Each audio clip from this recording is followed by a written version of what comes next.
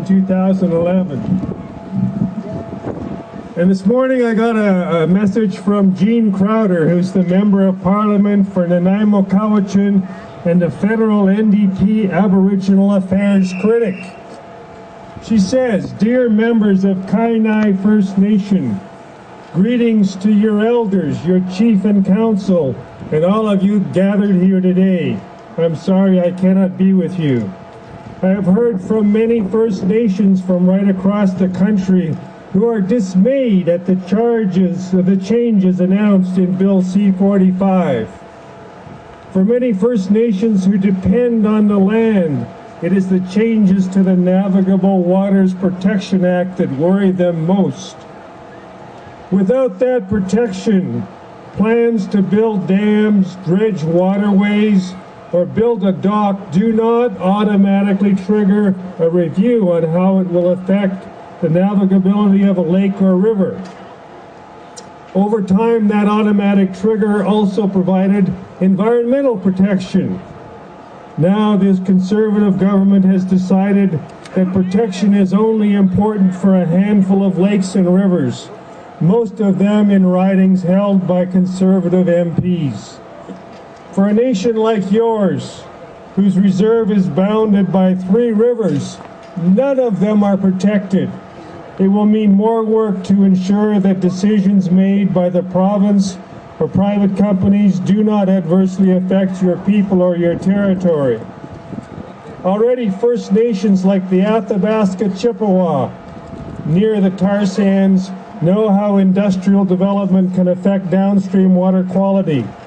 They have reported fish with strange growths on them and caribou meat that smells like oil. There were other changes in Bill C-45 that affect First Nations directly. A change in the double majority needed to make a land designation on reserve. There can be no doubt that this change fundamentally affects the inherent rights of First Nations, so there should have been a formal consultation before this legislation was introduced. Sadly, there was no opportunity for First Nations to speak to this legislation.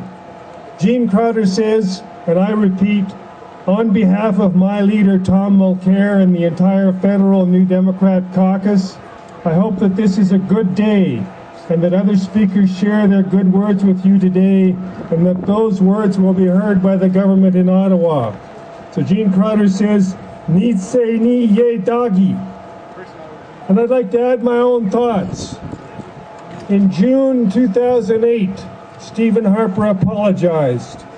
He said, in part, on behalf of the Government of Canada and all Canadians, I stand before you in this chamber, so central to our life as a country, to apologize to Aboriginal peoples for Canada's role in the Indian residential school systems.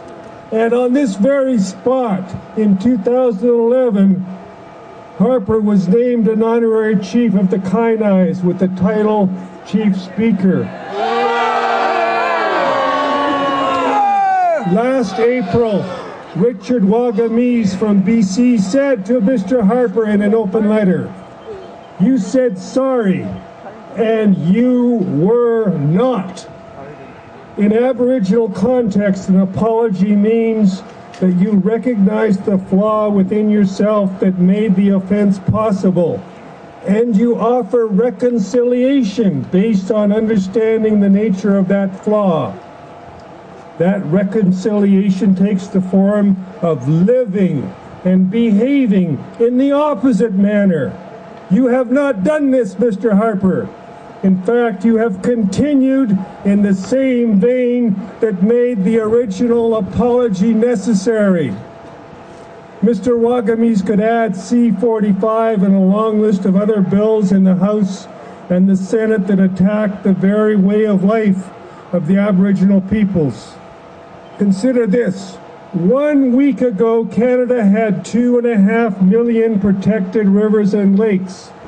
Today, we have 82. It is probably without precedent but it might be time to consider revoking the honorary title Mr. Harper received here in 2011.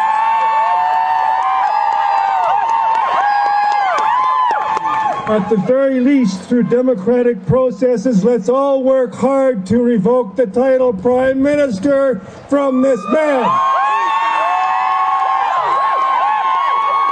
Thank you very much. Thank you very much, Mark.